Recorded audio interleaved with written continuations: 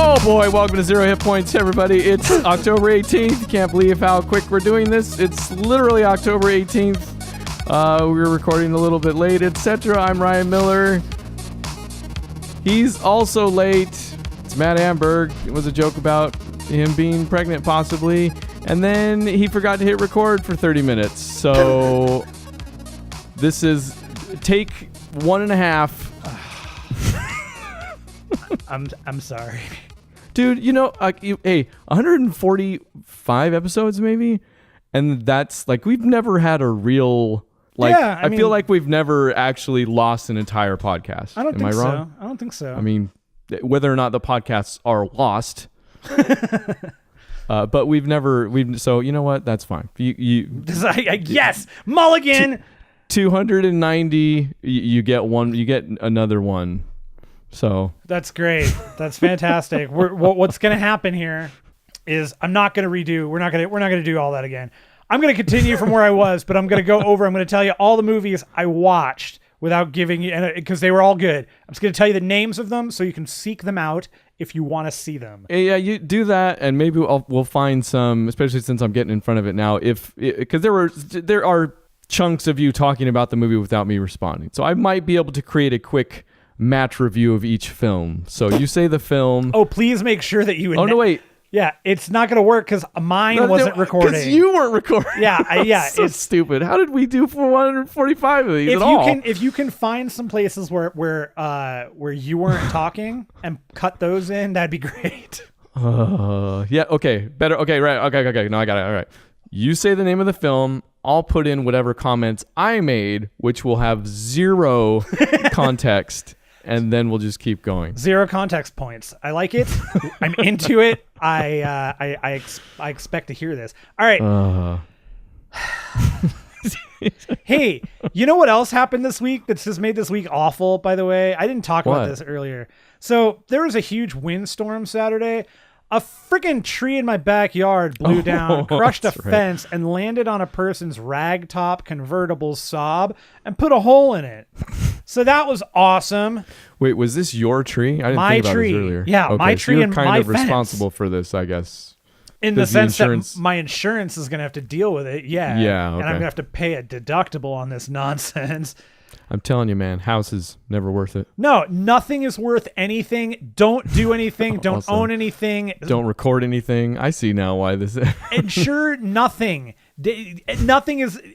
We're all dying. Dude, I saw your picture. That car wasn't great anyways. No. The car, the problem isn't that the car was super damaged. It got a couple of scratches on it, but it poked a hole in the rag top. That's a problem because how the rag top gets repaired could be very expensive. Well, I'm just saying, like, if nobody should be too upset that thing got. No, they were they were actually really cool about it, and they weren't like upset at all. They were like, "Oh, this sucks. We just bought the car. Like, it's pretty new." What? It was not a new car. It's new but they to bought them. it. Okay. They just got it within the last 15 days or something. Well, who's at fault then? Yeah, really? no. I mean, honestly, I'd return it to the owner and say, "Hey, this car has a roof in the rag top and a hole there." The trees fall on this thing. It's got a tree magnet. Why? Why is all the wood falling in it? I don't want this car. Thief. All right, so let's do. Okay, we'll do the thing. Here we go. Give me movie. Yeah. And then I'll input my out of context remarks, and then a review, an ending review from the movie from you. Here we go. Okay. Sunchoke. Never heard of it. Okay. All right. Okay. Sure you did. I like this movie. It stars Barbara Crampton. Fantastic psychological thriller type movie. Not super gory, but love the movie. Great flick. All right. Next one was Rob Zombie's 31. Okay. The director that least deserves maybe a British rendering of his movie's title. Correct, except it's got Malcolm McDowell in it. It's got Sherry Moon Zombie in it. It's got E.G. Daily, star of films such as Pee-wee's Big Adventure as Dottie, Buttercup in the Powerpuff Girls, Tommy Pickles. She plays a character called Sex, and she's a bondage clown that tries to kill Sherry Moon Zombie in the 70s during a game called 31. The game is called 31, not 76. The game is called 31. Takes place in 76. Wrong. Everything is going to hell in a handbasket. I'm bummed now actually because we're gonna miss out on your Malcolm McDowell story. Oh, you want me to tell the Malcolm McDowell story? Okay, so I when I was very small, I got to meet Malcolm McDowell, and this I like everything in fast forward. This is kind of fun. And this is kind of how this went down to the best of my memory. I was visiting my uncle in California, and this is off the boardwalk in Venice. And there was like a little bookstore or something. There was a shop. There was a twirly thing with books on it. There were books. That's what I remember. Okay. That's right. Yes. And then we got into it that you were probably making that part up and didn't really understand what a book was. But I wasn't, because there were books. My uncle suddenly stopped and was like, "You know who that is?" And I'm like 7 or 8 or something. I'm like, "No, I have no idea who that is. Why would I know who Malcolm McDowell is?" Well, that's star in such McDowell. Films as Caligula. Star of cinema. Yes, yeah. What am I going to do here? Orange. So my uncle says, "Oh, it's Malcolm McDowell. I'm going to go say hi to him. Don't say anything." So I'm not saying anything. My uncle walks up and introduces himself, and my uncle was in the industry. So this wasn't like a starstruck moment. It was definitely I'm going to shill something to you and see if I can get you in on something. How can I sell something to you? You know, that was totally his thing. And I didn't know who he was, but I just kept staring at him because my uncle said, "Don't talk, don't say anything." So I'm just staring at him. And after a few seconds, a few minutes of them talking, he finally says, "And who's this little gentleman over here?" And it's my nephew Matthew. And Malcolm McDowell says, "Hi Matthew." And I say, "How are you doing?" And I say, "I'm fine. I don't know who you are." and that was my introduction to Malcolm McDowell. I don't know who you are. Don't talk to strangers. It's better the second time around. Was it? Did it work for you? So 31, I like that movie. It was cool. The next was the original sequel to Texas Chainsaw Massacre, entitled The Texas Chainsaw Massacre 2. Okay. I like this movie a lot too. This one stars Dennis Hopper. It has one of the best final girls of all time, a character named Stretch. She is awesome. She is super friggin' cool. This movie is super weird. It doesn't go along the lines of the tense scares that worked for or made Texas Chainsaw Massacre what it was. This is totally an 80s goofy, gory movie. Tobe Hooper, who wrote and directed the first one, he directed this one, didn't write it. Clearly had a lot of fun with it. Dennis Hopper is clearly on cocaine during this movie, probably at all times, because he was needing money to feed the habit, which is how this movie gets made with him in it. Right. But Leatherface is cool. It introduces the Nicolas Cage of his time. The Nicolas Cage of his time. Great character introduction to a character named Chop Top, played by Bill Moseley, who Rob Zombie actually really loves using in his movies. Has been in House of a Thousand Corpses and was in The Devil's Rejects, and it's taking everything to not respond in the exact same way as the first time you told me. Did Rob Zombie direct this one? He did not. Bill Moseley. I said Tobe Hooper did earlier, and yeah. So good stuff. Leatherface uses his chainsaw like a wiener, and they like to cook people into chili. And the guy, when he wins the chili contest, says, "I love this town because this town loves prime meat." And Texas Chainsaw Massacre 2 gets 2 thumbs up from this guy. Then we watched a seminal 80s masterpiece called Ghoulies.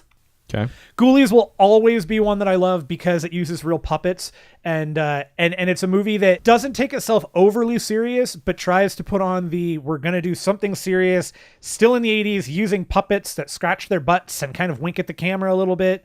It's a satanic, we're going to rend the earth with the demons type thing. I know it is really weird, like going over a second time, but like exponentially now faster. I'm just thinking of comments I'd never made where you mentioned how movies with puppets are always a win, and I said including Puppet Master. I never said that though. I love that movie. That movie is an awesome movie. That is unreleased content. It is. What about the sequels? I actually like most of them.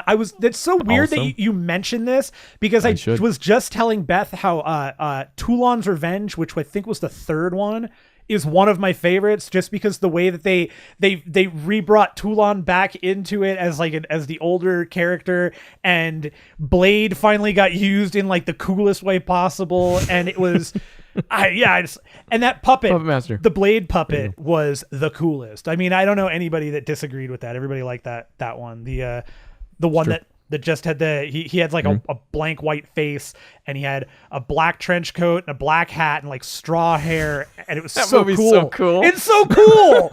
Okay, and they're on my list to watch too. Like I totally want to get them. It. So okay, Ghoulies kind of follows that. Especially the first one where it was not made as a joke, and it wasn't kind of building on the kind of weirdness. It was all still serious, and it's fun. It's a you inherited a house full of devils, and guess what? You're gonna raise them. So they do, and the to be fine, upstanding children, members of society. This movie does have one of the best covers from the 80s that you may recognize, with a little bald green guy kind of wearing I think he's got overalls on and a blue shirt coming out of a toilet. So definitely watch that, Ghoulies. And then I watched this other movie, this Australian movie that is, it's called Boys in the Trees, and... Is this the one we were in the middle of? No, but I really like this movie, and I don't want you to screw with it. I don't think you did. Why would I screw with it? But I really like Boys. Okay. This was not a straightforward horror movie. It was definitely a coming of age, coming to terms, and growing up movie. And it revolves around this photographer kid who's starting off in the movie. They're at a skate park with his friends, and they're all having fun. And then this one kid comes by, and they're kind of like the leader of the group punches the kid and tells him not to come around here, calls him names. And you definitely know the photographer kid knew him at one point. And the movie is about their story and their connection, and the photographer kids, like why they grew apart, and how they're trying to move forward. And it's a great movie. It's totally a lost redemption story, done from under the guise of being a teenager, getting ready to go to college. And it's really, really well done. It's nothing bad I can say about it, honestly. It's a good one. It's a thinker. I won't mess with that. This is the movie I was on. Here, now we're back. Okay, Ooh, now current year, current time. This will be great. Like a real podcast from here on out. Yeah. So this movie I watched, called House LLC. Kind of a terrible name for a movie. I will absolutely give you that. Or a corporation. Well, no, I think it's a good corporation name, unfortunately. But you know what? Okay. Whatever. This movie had a great premise to it, and I wanted to check it out. And the idea here is that a group of haunted house creators found an old hotel that they were going to turn into a haunted house, and it happens to actually have some significance and hauntings to it. I like it. Yeah, it was a really cool premise, and it's a found footage movie, which is one of those things that's totally hit or miss for me. And everybody should be. And I think they should be. Yeah. In fact, the guy that I meet that says I love every found footage movie, might also be a murderer. Mm-hmm. Don't trust that guy. Never. That's just wrong. This was put together really well. The reasoning for filming everything is cool. Hey, we're going to do this to remind us what we did when we were building. This is how we built this particular house, so that the next year we can build on the ideas. And so it's like a logical idea. And then of course they're setting up cameras because they're running a haunted house. They want to make sure they can see all the rooms and everything. And it's a very cool story. This is the downside to this one is certainly one of the knowledge necessity, I guess, where some characters know things that the audience doesn't know, that other characters also don't know. And then dramatic irony. Wait, no, that's dramatic irony in reverse, right? Isn't it? And it's one of those things that until you find out, which even to a point you don't. There is a chunk of this that is left out that's never fully kind of pieced together. I think there is a chunk, like a puzzle piece, that actually is particularly left out. Do they pull it off, or does it just come off as cheap? No. It's fine. It's just. part of it is that, again, it strains credulity because you start wondering, why are they still there when things keep happening and now everybody's seen something weird happen? They're all still there. None of them want to leave. None of them want to do or they do want to go, but then they're talked into staying. And there's like, why? So it becomes, and there's a motivation that's not explained to you until the very end. It's not the very end, but it's not until further on. And it's not even a full explanation. It's totally one of those, if the character says to another character, you don't understand, there's more to this than you know, almost verbatim. But that is like, it's over halfway into the movie.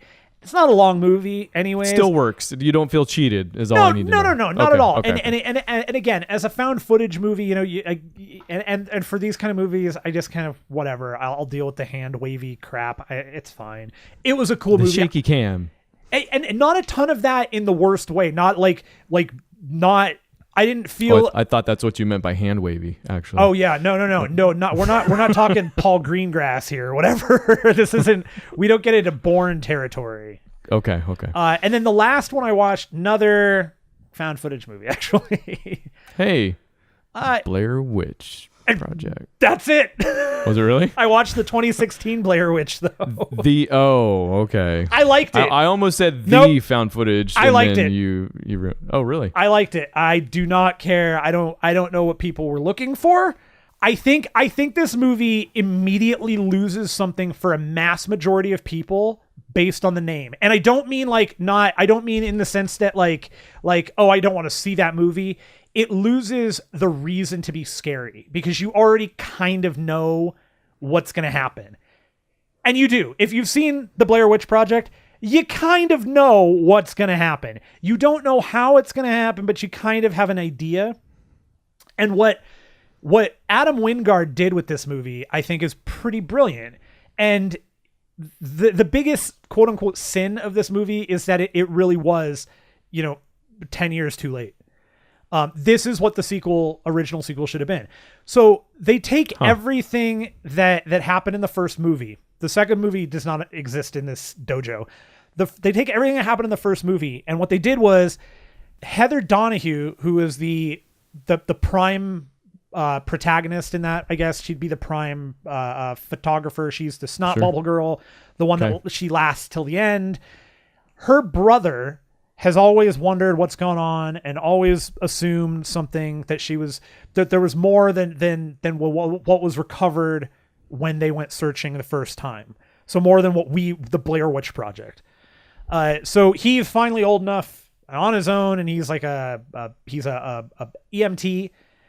He and his friends are going to go back out. They found somebody online who knows where the original footage was found. They are going to take them out to that spot. Found footage. Yeah, that's exactly. See, now it's almost as good as a movie with the title in the dialogue. Yeah, no. Which is great. I'm actually, tonight, I think the movie I'm going to watch is called Found Footage. So I'm actually, it's supposed to be really good though. I'm picturing the scene in the movie where the brother picks it up and turns to the sister and says, "Look at this found footage." Winky face. Emoticon. So please continue. So they take them out, and then the weird stuff starts happening. But what Wingard did with this was he took what already existed from the mythos and expanded it into such a way that doesn't feel forced to me. It feels like it makes sense within the confines of what we already know and what we had heard from what the Blair Witch was, what the stories had been.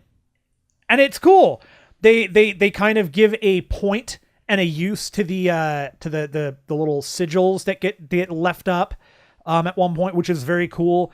There is some interesting use of time, which is cool. And I guess the one argument you could have is it always better it's always better to tell than show in horror movies. That's kind of one of the things. This is one where sometimes you get some show where maybe you shouldn't see the monster, but I don't think it hurts. Like you see the Blair Witch. You don't get a full on shot. This isn't like a Freddy thing. It's definitely more of a, there she is, moving very quickly, but you have a very clear understanding of what she looks like, what she is. Because there was none of that in the first one. Nothing. Right? Like you never. Yeah, that was right. So that this is one where I think it's okay they did it. Well, it sounds like works. they're building up to it too. Like if they're gonna dive into the mythos like that hard. Like, do you not show the witch at the end, or at least a corner of her or something? Right, and you get a couple of scenes of her, not a ton. This isn't like she's not in. And when the end rolls around, you're not seeing her every 4 seconds. It's not like that. It's you get a glimpse of her here and there. The staring at the wall thing actually comes into play in a really great manner. It was cool. It was totally a cool flick. That's cool because that was. I mean, I did hear about that movie coming and going. Like I you're the first person I've ever heard say 2 words about it, and that it's good or watchable at least. Like because you don't recreate the first one. Like the Blair Witch was. If it wasn't the first, it was a pioneer in that found footage. Well, I guess that's a loaded question. I think that was. I think we can give that one credit for being the first real found footage. Or like or a leap, definitely. Like not, I mean, there are arguments to be made. There's documentaries. There's cinema verite. Somebody went to film school. But the first one, when it came out, I was one of the kids that got totally hornswoggled. You got duped by the fake documentary that was on like E or something, which I guess should have been my first clue. But did you ever see that? Yeah. No, so that was playing. We had that going like round the clock on a video thing when I worked at Blockbuster. It was on when that movie was coming out. I was dating the rye bread girl at the time, I think. Call back. Love it. And we both got hooked. Like I can't remember if we went back and forth on it or something. Like, but I saw it, and I was totally like, I was like, "Whoa, is this like?" There's actually some element of truth to this. I don't know if I believed it fully because it's fantastic, anyways. Yeah. But going up to the movie, like, what better, The cool thing they do with this is that they already know that that they don't have that element of surprise. And that's smart because that's the thing I was going to say. You don't go back to that. Like that trick doesn't work twice. And that's why the way that when I mentioned that the way they screw with time and stuff, it works because it makes it changes the dynamic for the movie, and it gives the mythos a little bit more to work with, and it's fun. And it just, this is a movie where now that I've seen it, it's a real bummer I didn't see this one in the theaters. This would have been a fun movie for a theater watch. So here's what I'm gathering. I feel like I want to watch the first one again. I don't think I've watched it since I saw it that first time. If I do a double feature. Oh, yeah. It's called a two feature where I come from. It's not called that. Good. That really rolls off the tongue. I do the first one and then just this one, right? Like I just skip the second one. Yeah, Book of Shadows is nonsense. It's okay. If you want to watch Book of Shadows, do it after these two. Like as a what the hell were they thinking? Because it's totally illogical. All right. Cool. Yeah, it's a good one. I liked it. That's all right. Is that it? I've lost count at this point. That's yeah, 7? no, and I've recorded all of it, so we're good. Hey, I should probably start. Okay, let me go through this again. No, okay, so no, Sunchoke. No. Look, check out. Okay, all right, I did watch the movie. We'll get to that. I went and saw the Aquabats at the House of Blues in LA this week. Oh, last week. Did they play Pizza Day? They did. That's one of the ones they always play. Yeah, they always play Pizza Day. Such a cool They always song. play Pool Party. Because they're, in fact, either one of those are interchangeable because the shtick for that one is that they bring up 2 kids on stage, which I wanted them to get one of my kids because that's the big thing about this concert. It was the first one I took my kids to. So. Oh, that's so cool. Yeah. But what they do is they'll bring them up on stage and they'll bring out these big inflatable, pool toys, or this time it was during Pizza Day, so they brought out big inflatable pieces of pizza, and then they'll throw the kids on top of them, and that's how the kids crowd surf around during the song is on the big inflatable things. It's awesome. Super cool. I was not close enough to the front to get my kid up there. They got like a 5-year-old girl. Some of stupid kid. Amazing. And yeah, no, she was the worst. And then some, I can't remember, older fellow. No, still a 49-year-old balding he was man. like 9. He Yay! was ancient. No. I'm having a good time. Super great show. Obviously, the first 2 bands. We went up to the balcony it's House of Blues, so it's an older person venue, and it's not. I guess it's closer to the venues I went to when I was growing up, man. Those venues, they're cool. If they've got good acoustics, cool. Kiss my butt on whose ages. No, not even the acoustics. To me, an older person venue is a venue with chairs. Yeah, I'm good with that. Maybe it's because I'm an older person now. Yeah.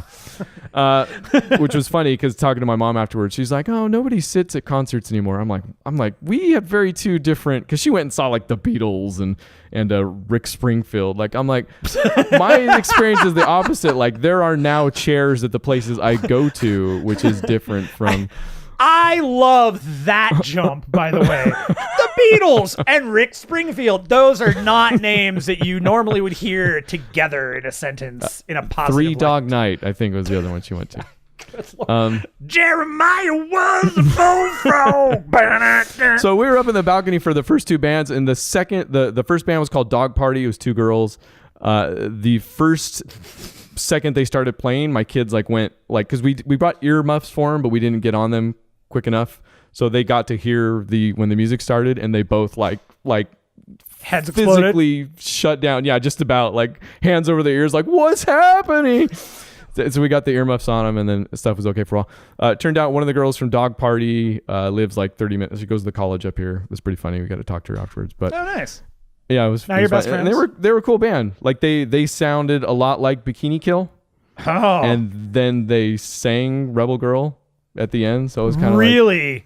And then we found out later because we were talking. We got to Crash is the bassist for the Aquabats. He hung out after we talked to him when they were up here before. We talked to Crash again and found out from him that they've been touring with them since they were in high school, which I thought was hilarious. Yeah, they used to be doing their homework in the back and stuff, and it was. What is the name of the band? Dog Party. Dog Party. Yeah. One word. Dog. No, probably two, but they were cool. They sound like the song they covered. They're very cool. The second band was Depeche Mode. Man, I'm so bummed out that they are not just a Depeche Mode cover band. That is the best idea I've ever had in my life. It was funny because when I told you their name, you were like, "Oh, do they just do covers?" And I was like, "No, they're just doing the thing where every ska band is a pun somehow." I went and saw the Scotalites a long time ago. There's a zillion out there. The Mighty Bosstones. Yeah, that old the ska Specials. Pun. There you go. Okay, prove me Dexy's Midnight Runners. They were not until you said that, and then they literally did. It was a medley. It wasn't just. Come on, Eileen. No, the silence. Oh, Enjoy the Silence. Enjoy the Silence. Thank you. Yeah, they were. And then I sent you the clip of that. So they did do some covers, but they were good. They had lots of good energy. Whatever. By this point, the kids were almost over it. My son's special needs, so he has weird things, and I think he got overloaded because he was falling asleep by the end of the last that band. So I was like, oh, I got to do something. I'm like, okay, well, we got a good seat up here. I want you to see the Aquabats come out and stuff like that. So the Aquabats come out, they start doing stuff. I can still tell, my son's still falling asleep. My daughter isn't that crazy. I'm like, okay, get on my shoulders. Let's go do it. So I get her on my shoulders. We go down in the crowd. We go in the pit a little bit, rushing around. We get up, use the pit to get closer to the front. That's what you do. Yeah, you do. That's exactly what you do. And by that point, we're dancing. She's into it. She's nice. Sold 100%. Yeah. So. I brought her down at one point, and I was like, this is what I didn't take her. She's too short to go in the pit. So I put her down at the edge of the pit, and I was like, just put, no. Someday. That's probably the way to do it. That's how it was done to me. It's like when you're swimming. You literally should just collar, belt apt. buckle, huh. But no, this time just at the edge. And I was like, see, they go around a circle. We push them back in. She was like, okay. So then we just sat there pushing people back into the pit for the whole, at the edges. It was great fun. Took her back upstairs, got my son on my shoulders, did the same thing. I don't know if it woke him up all that much, but he did. I like to imagine him just ragdolling all over on your back. So part of his thing is it's called hypotonia. It's low muscle tone, which means he just can't, he physically can't be that active for that long. So I think part of it was that because we got down there, he'd be super excited. I could feel him going nuts, and then he would just kind of slump on the top of my head. So I couldn't see him, but I think he was still kind of over it. But he still had fun too for a bit. It was really cool. We hung out. Crash came out later, and we talked to him for a while again. And that's awesome. Yeah, kids loved it. It was fun. The Aquabats are cool. They're very cool. Would do again. They don't do a whole lot. You know, the reason we get an LA concert. No, it's not. I mean, they have the Aquabat Super Show is kind of they did for a while. They're in the 3rd season, although that's kind of strange. I don't know. They're just around. They just do a show every now and then. People show up. It's going to happen. They've earned it. But that's it. That was cool. I did watch a movie this week. Okay. Welcome to the Human Race. No. Did you really?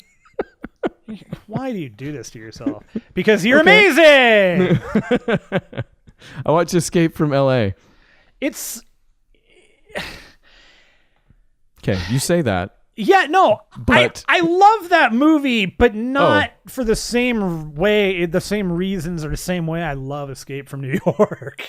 No. That movie is bad for a lot of reasons, but it's originally real I had good. them both to watch fairly close to each other. That didn't work out, and now I think it was probably better. But here, okay. I'm mapped to the stars, Eddie. Thanks, Steve Buscemi. Escape from LA might be impervious is the thing, though. Like, you say you love it, you say it's bad. Like, what am I going to say about that? It's a bad movie? Okay. Like, I feel like nobody's hurt in that scenario. Like, anybody that worked on the movie is like, okay, go on. Like, what is this going somewhere? Like, this is the bad way to start. Yep. Does the movie make sense? No, not really. Are the people in it? Do they act stupid? Very stupid. Cool, maybe. Yeah, but also, yeah. It's impervious. What do you say? It's not really representative of Los Angeles. I think it's totally representative of Los Angeles. It's not really representative of like physics or the laws of gravity. So, okay. Now that you've watched this, I will tell you that movie. The surfs in like sideways with Peter Fonda and the surf scene. That is the ill-advised portion of that film. Okay, everything else around it, great. I'm into it. It works for me. The surf scene, even now, I have to be like, man, that's the thing. It's so ridiculous. It's like bad. What are you gonna say? Like, waves don't behave like that. No, they don't. They don't. Surfing physics don't. They ride the Santa Ana winds. It's literally a thing. They're like the Santa Ana winds. I'm like the warm weather phenomenon we get sometimes. Yep. El Nino nowhere to be seen. El Russell. To be seen everywhere. Some great cameos in that flick, though. Bruce Campbell as the surgeon of Beverly Hills. Always love seeing Valeria Golino in almost anything. She's just delightful. President Uncle Ben. Yep. He's in there. Stacy Keach floating around in there. Pam Grier back. Pam Grier playing, reprising her role, I guess. Yes. From, Escape from New York. Again, already mentioned Buscemi, Fonda. Yeah, that's a weird movie, man. It was fine. You smiled throughout it. The worst thing you could say about that would be maybe I was kind of bored, and you're never bored. Like, you can't actually say that. You got to be smart, and you got to love that. I will give that movie as I do think it's got a great ending. I love Snake's whatever. I don't remember what he says. Just turns it off. Welcome to the human race. That's the end. Welcome. Yeah. After in the same voice that he uses for all, like, his first 20 lines in the movie are "Call me Snake," but it's like it's that bad. Like, he doesn't. Yeah, he's so affected. And then the rest of the movie, he's like, "Okay, we've got to go." He sounds like Kurt Russell. Yeah, but that's it. I like that movie. Sure. I like Pam Grier too. She's cool. She does a good job. Jackie Brown is a rad movie. Mm-hmm. You're selling Escape from LA short by saying Jackie Brown's a good movie. Okay. I don't know. I'm not games. I'm not fighting with you on this anymore. What did you play this week? I video gamed. I played. I booted up Rocksmith. There was a song. Microphone, don't attack me. Hello. No, don't. We're in a bad spot now because like to everybody else, it's like we've been doing this for whatever it turns out to be, like 30 minutes. To us, we're like 5 hours in. This is just like 5 hours. Yeah. It's we chose 9 the a.m. same random number. Thursday. So how's Rocksmith? Rocksmith is good. There was a couple of songs I wanted to learn, and I played them, and I haven't learned them yet, but they're fun. It's fantastic. Yeah, no, I wanted to learn some Pearl Jam songs. In particular, I was curious how I've never actually learned Yellow Lead better, so I decided, oh, that's cool that they have that up there. I'm going to try that, and that's a good one. It's a fun song to play. Do you sing like... Edward Vedder. Eddie Vedder. It's an E and a V. I almost say Edward or Eddie Van Halen every single time. Yes. Yeah. He could have named himself something else. It would have been great if he did. Do I sing like him with that song? When you do a Pearl Jam song, absolutely, you have to mumble it all the way through. I thought about Rocksmith myself actually after all these shows I've been going to. I'm like, man, I would still. Oh, also I bought a Tascam finally or however you say that. Actually, I always say Tascam. Okay, a USB audio interface, which I feel like you could use for Rocksmith. You just plug it in though, don't you? I don't know. Rocksmith, you have to have their USB cable. That's the thing. Oh, so it is USB then? It is, but it's like their specific USB cable. Oh, you're not just Tascam right into the Xbox or anything? No, it's their too bad. It's their stupid thing. It only costs like $15, I think, and I really need to get you one because I need you to do the thing with the thing. You want those songs? Yeah, we'll see how it goes. Anyways, I think about rocksmithing, and then I realize that's thinking about learning how to play the guitar, and then it all just kind of. Like, how's the onboarding? Like, is it really... tell me it's not that daunting. No, it's not. The way Rocksmith does it... Look. If you put in the dedication to Rocksmith the same way that you take care of... Like, you do Dance Central, okay? I guess that's what I'm saying is the time commitment, not the difficulty. No. Same thing. If you do exactly what you did with Dance Central and you treat it the same way, you'll see improvement. It's not. Right. It's probably never going to be the thing that's going to make you go, great, I can now take this guitar out and I can go shred. But you should be able to, by the end of, if you do their thing, which is, I want to say it's 60 days. If you follow you play the game for 60 days in a row, doing all of the lessons or whatever, like one a day, and just going through that and just continuously practicing them. Then that's where they say you should be able to, at the bare minimum, play, the some basic chords and be able to go through a couple songs. Like, you should be able to do it. Is this a mode in the game, like 60-day mode, or is it just like the 60-day challenge?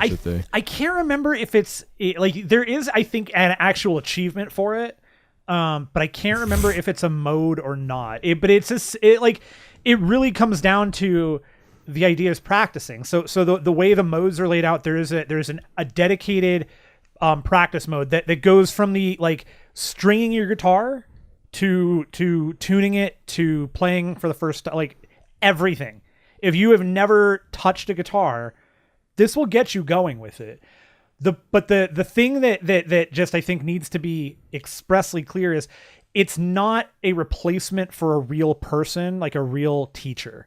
It's a great supplement. It's a great place to start. It's a great place to decide, do I want to continue? Like, do I want to go further? And the one thing that you'll get out of this is if you go through all of the lessons. So again, I explain the lessons.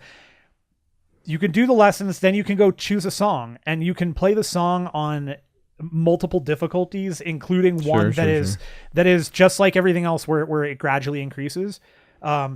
You can play them where you're plucking, one string at a time, and you're din din din. You're only playing, one note a measure. That checks out. But that's how you get better. You got to learn somewhere. Right. Yeah. That's okay.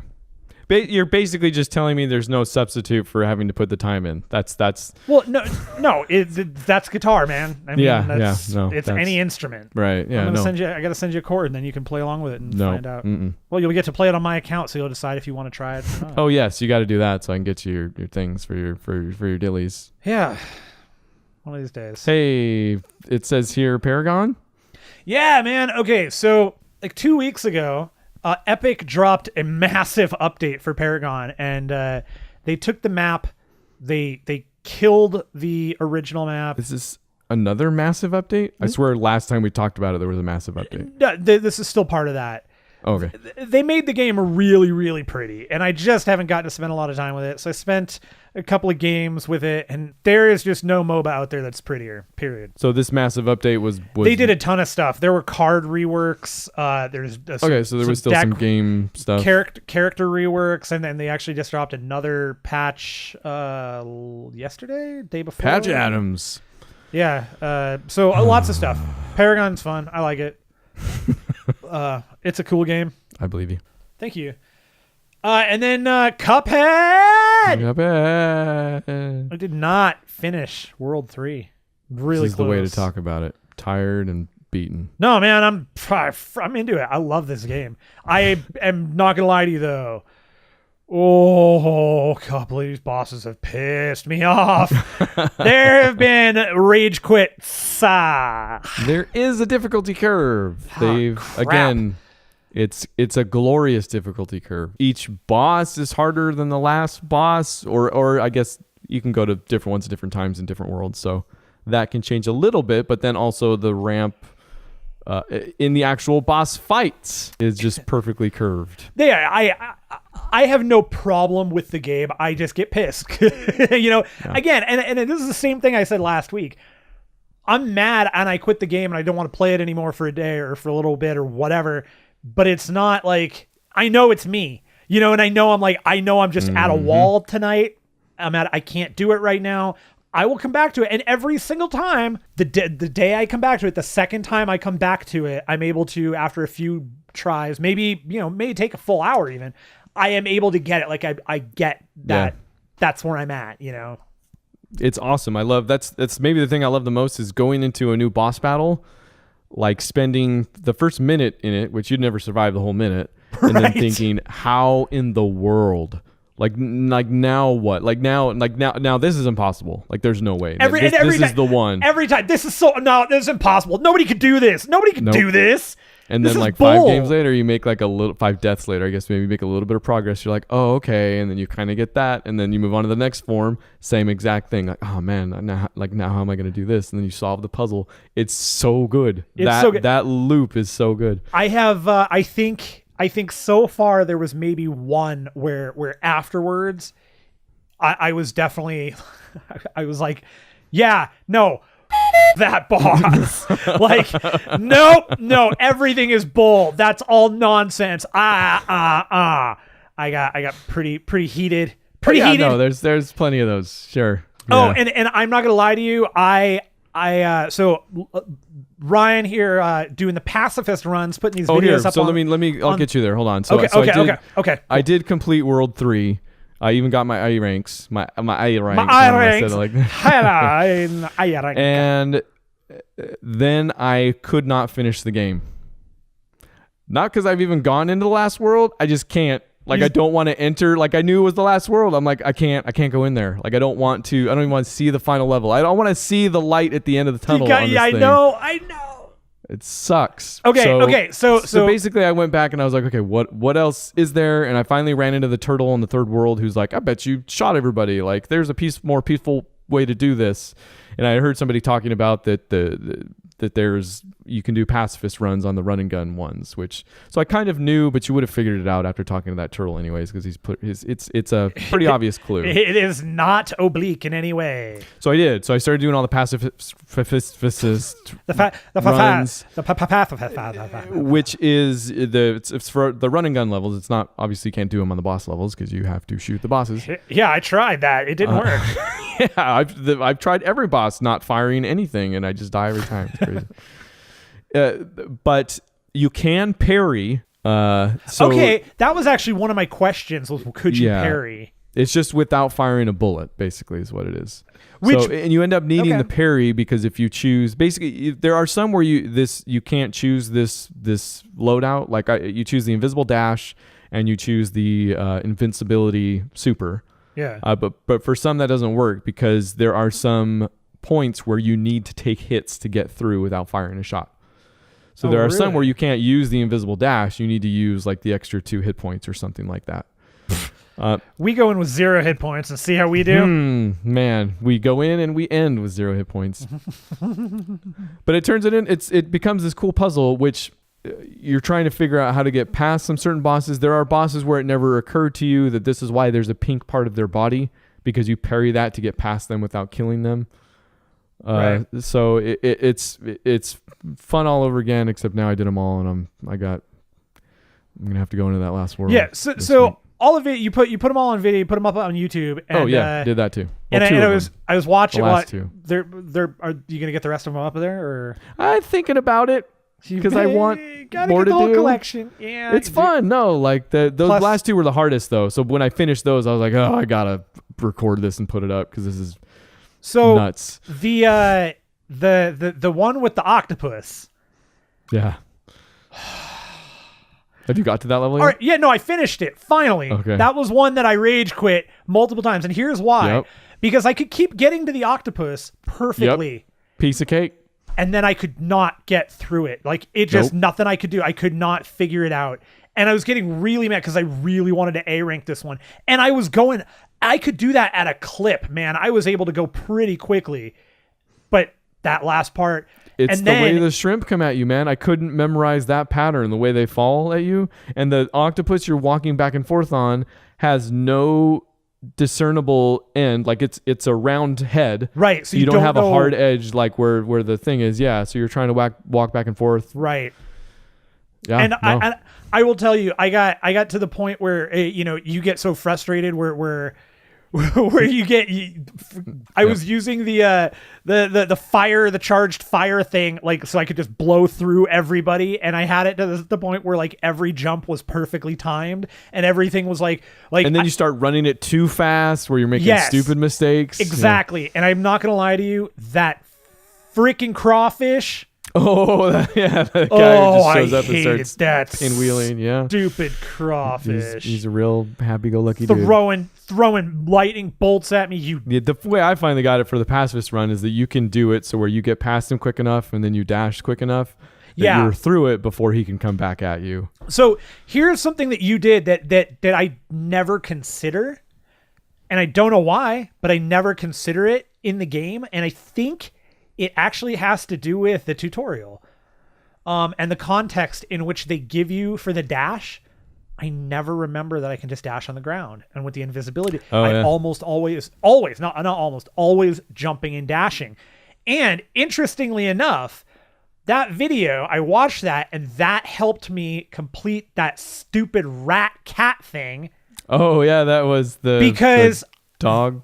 Yeah, no, is that a rat? It's a mouse. It's a rat. It's a mouse in the wall. Then the cat eats it. But at one point, there's a section that I could not. It was just killing me, and that it dawned on me. Oh, I can dash on the ground, and I was able to dash through the buzzsaws that come off the walls. Oh.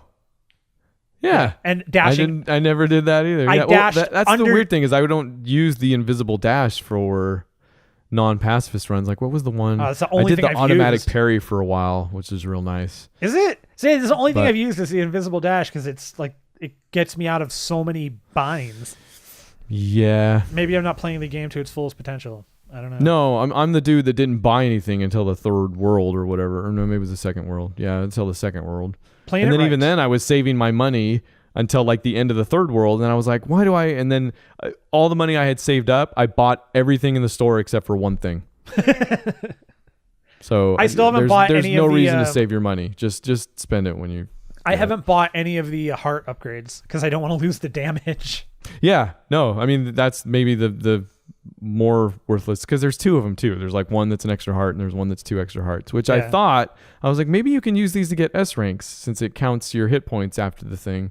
And no, it's just you still get 3 out of 3 hit points even if you have 5 hit points when you're done. So Cool. Cuphead is the best ever. We got to go. My headphones are gonna die. Okay. I'm still playing Mirror's Edge Catalyst. I'll talk about it when I'm done with it. Still like it, etc. And honestly, thank goodness for it. Like when you need something to play when you don't want to finish Cuphead, like Mirror's Edge is great. Catalyst it up.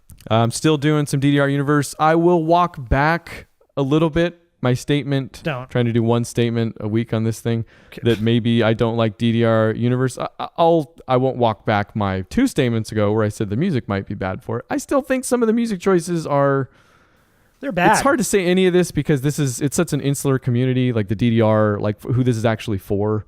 Like when I say the music is kind of hard or bad sometimes because I feel like the notes aren't on the beats. Like I feel like that's probably where a lot of the challenge comes from, is there's a technicality to this genre or this game that they probably love how that keeps you guessing. But I've decided what it all comes down to is not necessarily that I don't like the game, because I have found myself liking the game a lot when there's enough on the screen.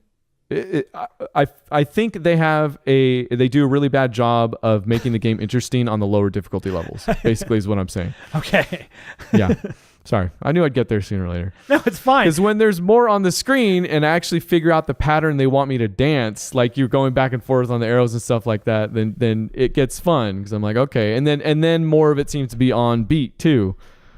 It was just funny how you really the way you're like your tonality was, and then you went in a different direction because you were like, they do a really, and I thought you were gonna say good job, and it did not go that direction. They do a really bad job.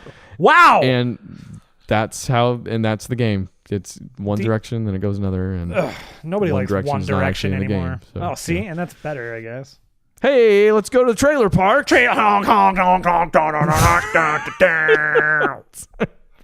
Maybe my favorite intro to that yet. Street Fighter V is getting a new character. His name is Zeku. He's from Street Fighter Alpha 2.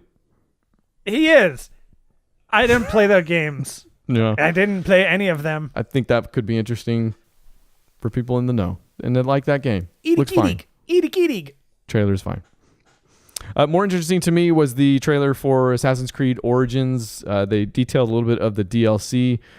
Most notably for me, because in the past when we've talked about this game, the stuff that I thought would get me more interested than anything was if they went hard into the Egyptian mythology stuff. Yeah, yeah.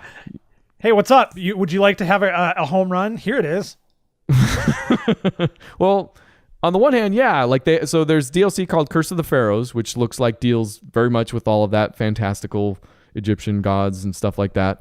And the Trial of the Gods, which is more of a mode, but you're doing these huge boss battles against Egyptian gods. Again, these magical looking, crazy, big boss battles. Those look cool.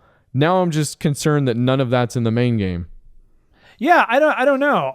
What's interesting to me is that this game has all the appeal of a Stargate video game, but none of the, like, I don't know, man. There's something missing out of this one. I love the idea of this DLC. I like the whole exploring Egypt thing. I just don't. I don't know, man. Like, I want to want this game. Mode. That's the thing, is I want to want this too, because I love the idea of going back to kind of the original Assassin's Creed with now some changes to the fighting, and then the setting is great, but I don't know, man. I don't know if it's the Ubisoft thing. I don't know if it's Assassin's Creed. I don't know. No, I'm with you. Like, I go up and down on this thing. Like the last time I was kind of up on it, and then I got to watch gameplay of it, and that actually put me back down on it. Right. Like, don't forget, you still just play Assassin's Creed. But basically where I'm at is that if I do go back to Assassin's Creed, which I will eventually, it will be enough time at some point. This will probably be the one that I get. It's not going to be the London one, which I can't remember the name of. Or whatever, but yeah. So not day one or anything, not day 10, not year one, probably. Probably not. No, year 100. We'll see. Haha, suck it, Ubi. Oculus has announced their thing. So Oculus has been taking kind of a little Keeping a low profile. Yeah, you think? A little bit? Not probably for business reasons first and foremost. Sure. There were rumblings that they were working on kind of the next gen thing, which they believe is completely wireless and all this stuff. It looks like this is that. Yeah. Even if maybe not the full step I was hoping. It's called Oculus Go. It is wireless, built-in headphones even up to those. So it's there. It is. But the unfortunate thing with this is that it is strictly compatible with Niantic games. So, what? Yeah, it only works with Pokemon Go, Hitman Go, Lara Croft Go. Which aren't even Niantic games. I know! They're stealing things. There's going to be an IP war. Go. Yeah, there we go. We're at it. Okay, $199 in 2018 for this wireless miracle device. The price is right, but this is the thing. Oculus head of VR, this came from Paragon, Hugo Barra, described the Go headset as the sweet spot between PC and mobile virtual reality experiences, which, okay, it's more than mobile, but the fact that it's not really kind of Oculus 2 at this point. Well, the fact that it's not Oculus 1 in wireless form. Or that, yeah, which is basically, yeah. I feel like that's going to be Oculus 2, basically. I feel like Oculus 2 has to be better than the Vive, which I don't know that the Oculus is right now. Just whatever, even the Vive, like whatever the next gen headset is that's got less wires, and this appears to be the half step to that. I'm not, we're still not at Lawnmower Man levels, so I'm not into it. Okay, so next thing, maybe closer to Lawnmower Man levels. It's from the 90s. Yes. So remember a while ago I bought the analog NT Mini. I did an unboxing video on the site. It's this $500 NES console that will take Famicom and actual NES carts, but was made with what's called an FPGA, a field programmable gate array, which is a piece of hardware that can emulate basically any 8-bit system.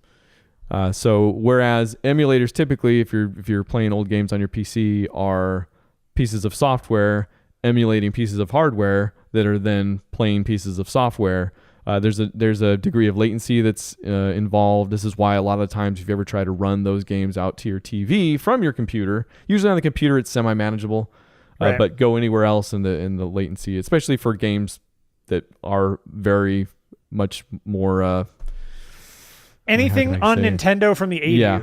Yes, there you go. Pretty much just becomes where precision is a necessity. Yeah, nigh on impossible.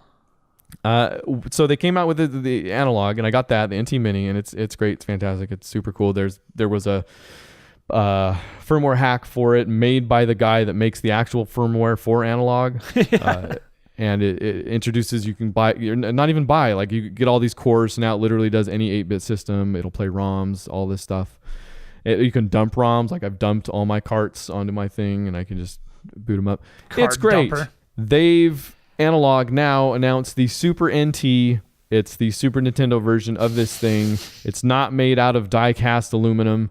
It's made out of plastic. It's good looking though, and it's only $189, which is so.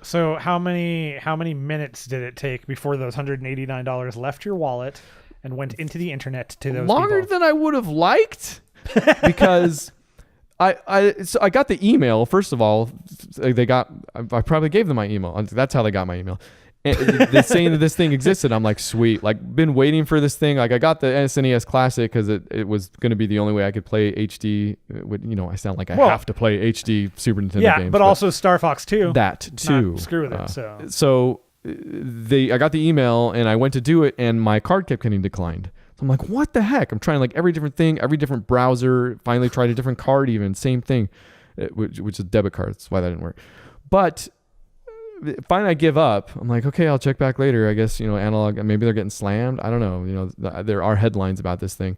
I get a text from my wife like 10 minutes later that's like, Chase is saying that somebody's trying to steal our card and buy this thing. I'm like, no, it's just me. It's not like $1,000. Like, what's the problem? So Chase was the one shutting me down, apparently. They were chasing you out of a sale. That's what they were trying to do. That's what they did. But then you bought it anyways. Yeah, they fixed it, and I got it. Suck it, Chase. Pre-ordered. It's out in February.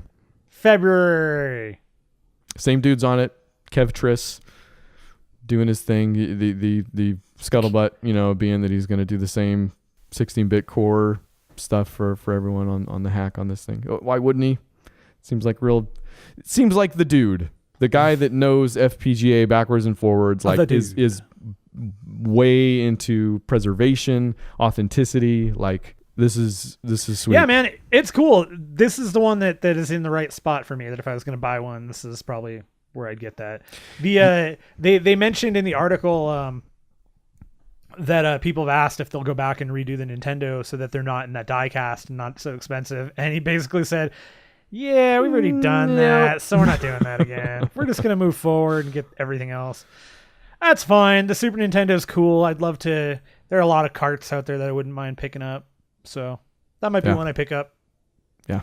Analog. Also, by way of update, so last week we talked a bunch about microtransactions by way of Star Wars Battlefront 2, loot boxes, I guess, maybe more specifically. And hey, man, it's kind of hot button anyways. They are not gambling.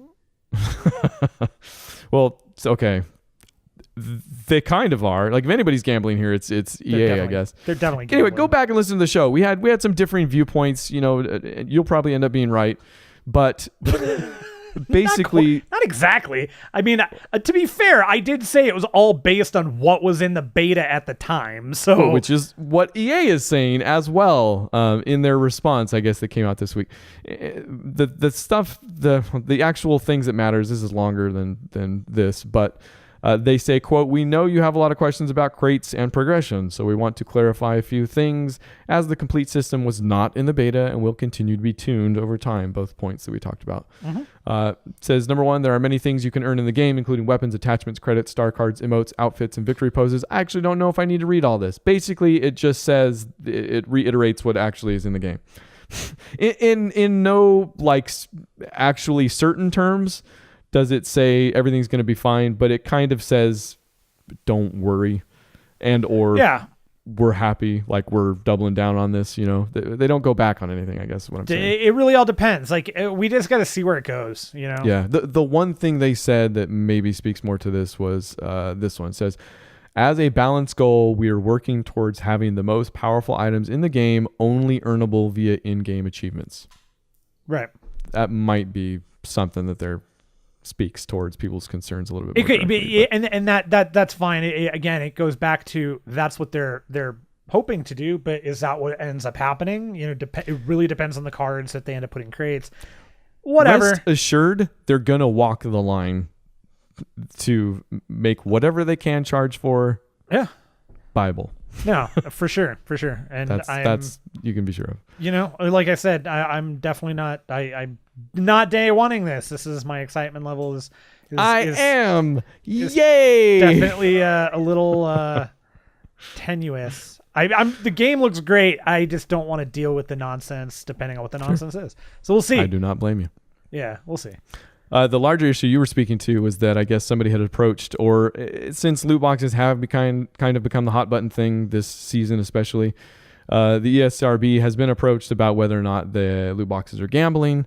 They've come out and said, quote, ESRB does not consider loot boxes to be gambling. This is to Kotaku.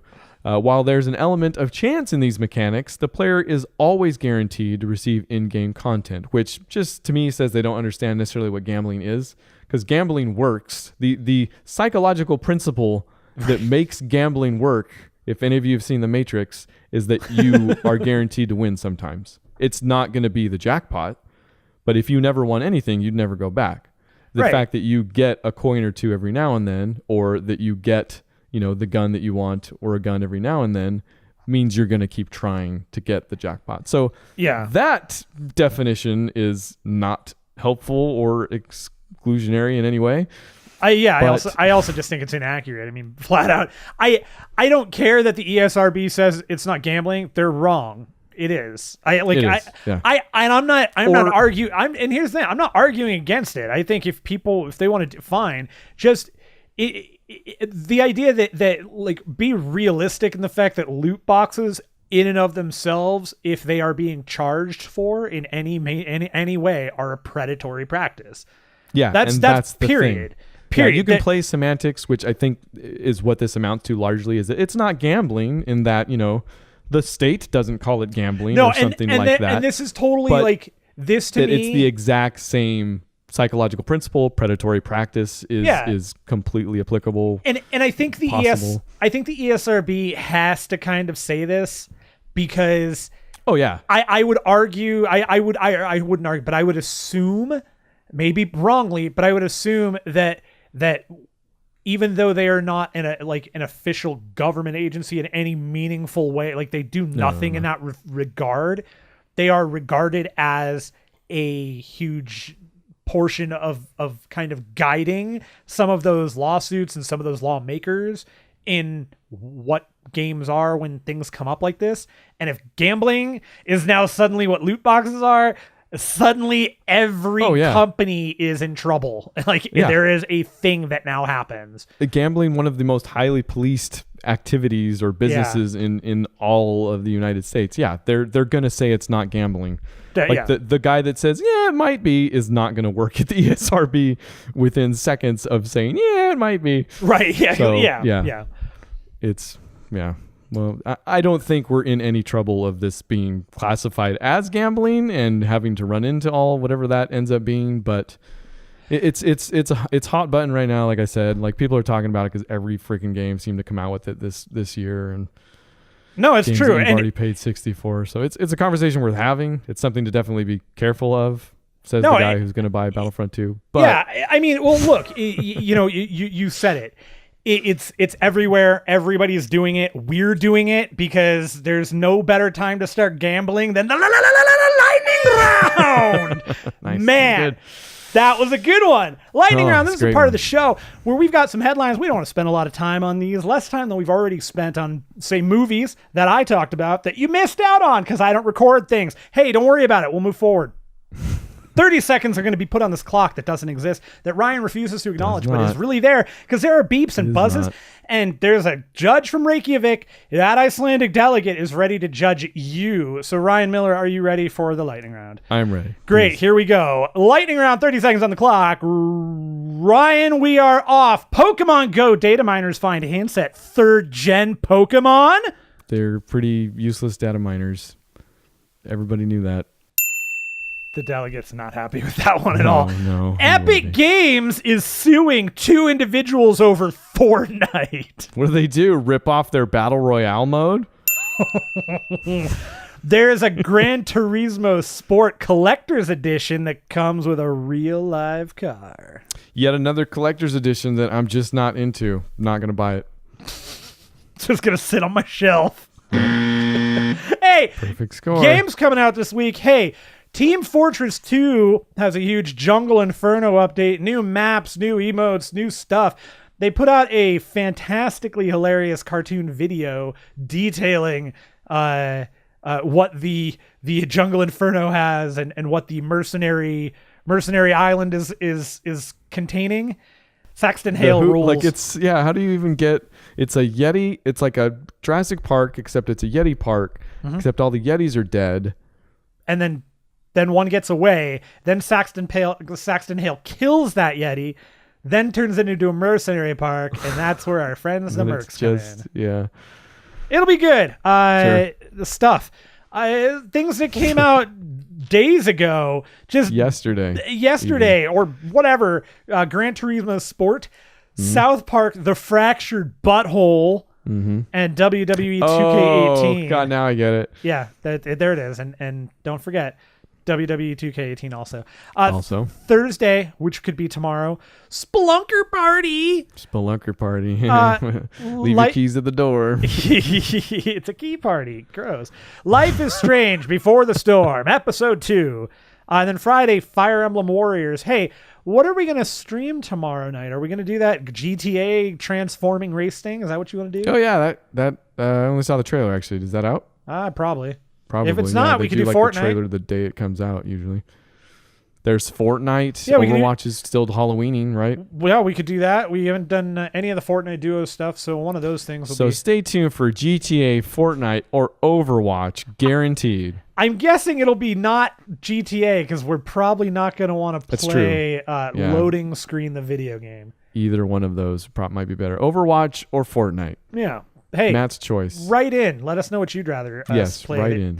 Literally, if anybody tweets us any one of those words at any point, just one, that'll be the one we play. Yeah. Doesn't matter. Fort, over. One participator Night, in this. watch. That's all we want. I don't know. Anything. What games? What games am I? So a week from now, if we were to do this again and actually record it, what would we be talking about in the way of games that you have played? Definitely Cuphead. Probably some Fortnite Battle Royale. And I don't know. This is great. My headphones just died, so that everybody's going to hear you through my speakers. Let's do it. You do what you're going to play through my speakers. This will sound great. Okay. And then I will do something. I don't know, and then it'll be over. Okay. I'm gonna definitely play some Cuphead. And I might play some more Madden. And some Fortnite Battle Royale because that's fun. Maybe some Paragon because that's real party. This is the worst idea I've ever had. Go to 0HITPoints.com. It's super fun and great, and we have YouTubes and Twitters, and thank you for hanging out. Anybody who did, we love you. We love doing this. This is Matt, and goodbye.